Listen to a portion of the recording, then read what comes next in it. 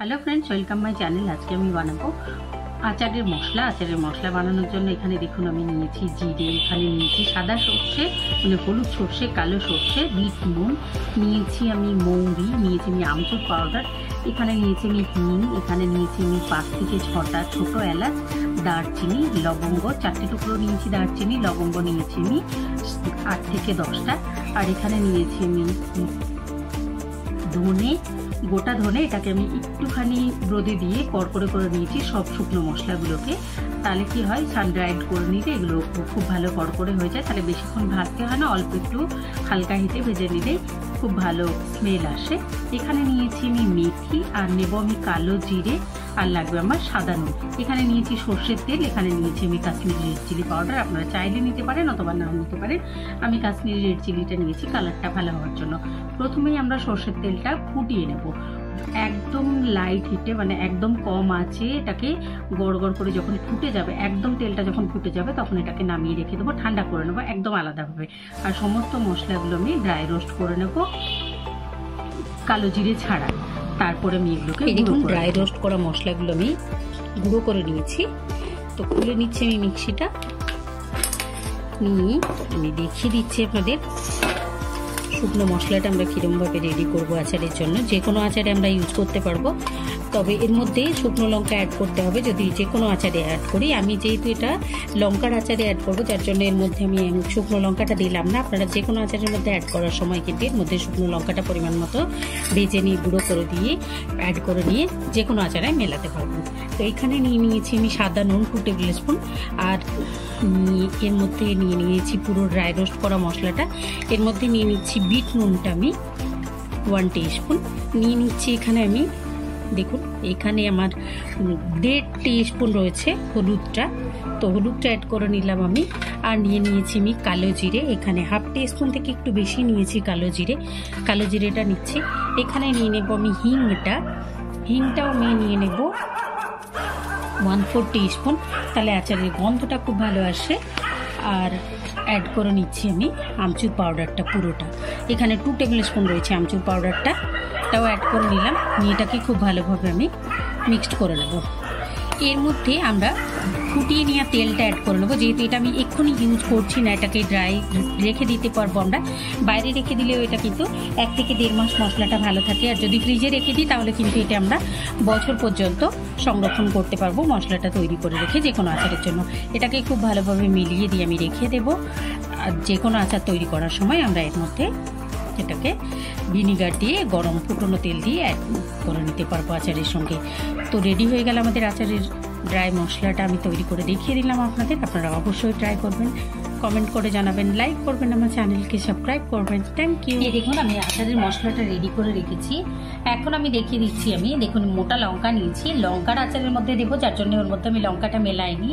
তো দেখুন আচারের মশলাটার মধ্যে আমি এরকম করে লঙ্কাগুলোর মুখটা কেটে নিচ্ছি। মুখটা কেটে নিয়ে খুব ধীরে সুস্থে কিন্তু বার করে নিতে হবে, এরকমভাবে ভেতরের অংশটা। দেখুন এটা পুরো খালি হয়ে যাচ্ছে। আমি আরেকটা আপনাদের কেটে দেখিয়ে দিচ্ছি। এরকমভাবে মুখটা কেটে নিয়ে আর একটা চামচের উল্টো দিক দিয়ে এরকম করে আমরা খুব সফট হাতে, খুব হালকা হাতে এরকম করলে এটা কিন্তু বেরিয়ে আসবে। একটুখানি ধৈর্য ধরে করতে হবে, নাহলে কিন্তু লঙ্কাটা ফেটে যাবে। তো আমি করে নিচ্ছি, দেখুন খুব ইজিলি হয়ে যাচ্ছে, নিশ্চয়ই দেখতে পাচ্ছেন আপনারা। তো আমি এরকমভাবে সবগুলো বার করে নিয়েছি আপনাদের দেখানোর জন্য, নাহলে ক্লিপটা অনেক বড় হয়ে যাবে। তো দেখুন লঙ্কার আচারের জন্য যে এটা বার করে নিয়েছি। এখন আমি দেখুন এখানে যে মশলাটা আমরা রেডি করে নিয়েছিলাম, এর মধ্যে আমি শুধু মেলাইনি কাশ্মীরি রেড চিলিটা, এখন মিলিয়ে দিচ্ছি। কাশ্মীরি রেড চিলিটা না দিলেও হবে, আমি জাস্ট কালারের জন্য দিচ্ছি। তো আমি কাশ্মীরি রেড চিলিটা এর মধ্যে মিলিয়ে দিলাম। আর যদি আপনারা রেখে দেন মশলাটা, তাহলে সেই ক্ষেত্রে কিন্তু নুনটা মেশাবেন না। যদি ফ্রিজে স্টোর করতে চান মশলাটা 6 থেকে 7 মাসের জন্য, তাহলে নুনটা পরে মেশাবেন। আমি নুনটাও এর মধ্যে দেখিয়ে দেওয়ার জন্য মিশিয়ে দিয়েছিলাম। আর যে বীজটা আমরা বার করে নিয়েছি, এই বীজটা আমি কিন্তু কিছুটা আমি আগে লঙ্কা কেটে তৈরি করেছি, তো সেইটা থেকে দেখিয়ে দিচ্ছি আপনাদের। এই বীজটা কিন্তু আমি কেটে নিয়ে এটাকে আরও আমি এরকম পাতলা পাতলা কেটে নিয়ে এটাকে রোদে দিয়ে 2 থেকে 3 ঘন্টা দিলেই এটা কড়কড়ে হয়ে যাবে। তারপরে মিক্সিতে দিয়ে আমরা এটাকে আমি গুঁড়ো করে নিয়েছি। দেখুন এখন এই মশলাটার মধ্যে আমি এটাকে অ্যাড করে দিচ্ছি বীজটা। এইবার মশলাটা আমাদের রেডি। এখন এর মধ্যে মেলানোর আছে আমার, যেটা প্রিজারভেটিভের কাজ করবে। তো দেখুন আমি নিয়ে নিচ্ছি ভিনিগার। এখানে আমি হাফ কাপ ভিনিগার মিলিয়ে নেব।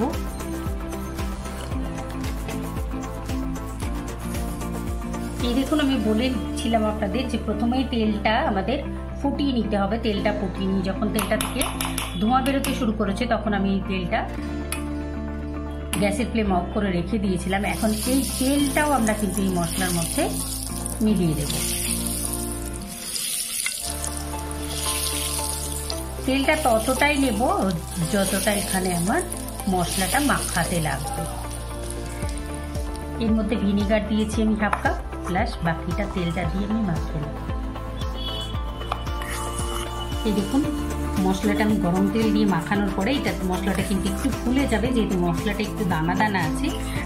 আর এর থেকে বেশি যদি আমরা নরম করে মশলাটা মাখাই তাহলে কিন্তু আমরা ডোকাতে পারবো না লঙ্কাগুলোর মধ্যে, যার জন্য এরকমভাবে নিয়ে নিলাম। এখন আমি একটা চামচ দিয়ে এটাকে চেপে চেপে ঢুকিয়ে নেব।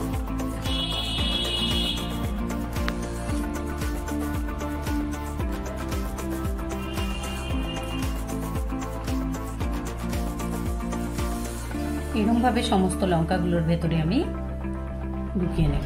এই দেখুন আমি সমস্ত লঙ্কাগুলোর ভেতরে ঢুকিয়ে নিয়েছি মশলাগুলো। এইবারে আমি নিয়ে নিচ্ছি এরকম একটা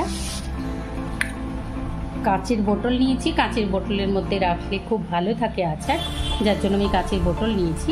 আর যে তেলটা দিয়ে আমি মশলাটা মাখলাম সেই তেলের মধ্যেই এখন লঙ্কাগুলোকে আমি এরকম করে ডিপ করে নেব। ডিপ করে নেওয়ার পরে এরকম করে আমি এর মধ্যে ঢুকিয়ে দেবো একটা একটা করে। লঙ্কাগুলোকে তেলে ডিপ করে করে আমি সমস্ত লঙ্কাগুলো আমি ঢুকিয়ে দিলাম বোতলের মধ্যে।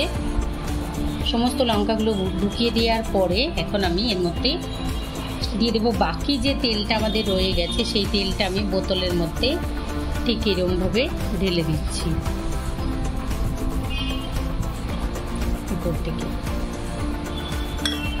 নিয়ে এটাকে আমরা এখন বন্ধ করে রেখে দেবো, ঢাকা বন্ধ করে। এটাকে আপনাদের যদি রোদ থাকে তাহলে রোদে দেবেন, 2 থেকে 3 দিন রোদে রাখবেন। রোদে না রাখলেও কোনো অসুবিধা নেই, যেহেতু ভিনিগার দেওয়া রয়েছে।